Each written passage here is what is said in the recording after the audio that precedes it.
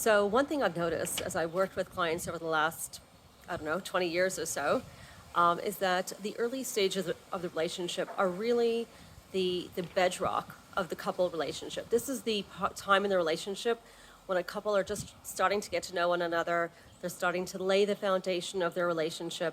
And it's really a crucial and critical time because this is a time when the couple really start, like those early memories, they really stay with you over the course of many, many years. I could remember many clients telling me about stories that they had from the early times in their relationship that have stayed with them even 20 years later. And these memories are things that really get in the way of them being able to connect with each other, to trust one another, to feel safe with one another, and to feel excited about being together. And because they hold on to these early memories so tightly, um, what comes along with that is a ton of fear.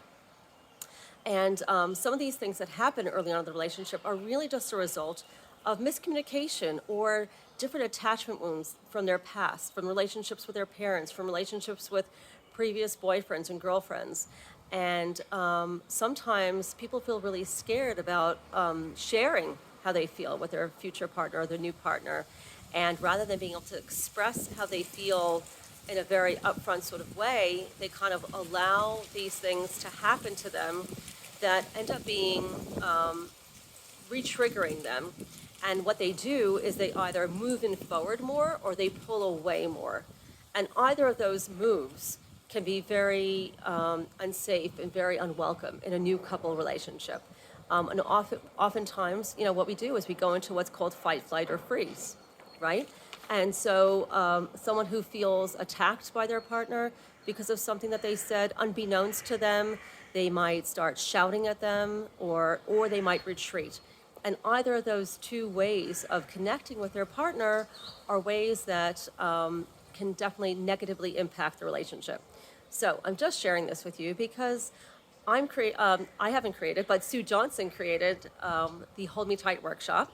And I have the pleasure to give it over. I'm giving it over with a colleague of mine shortly.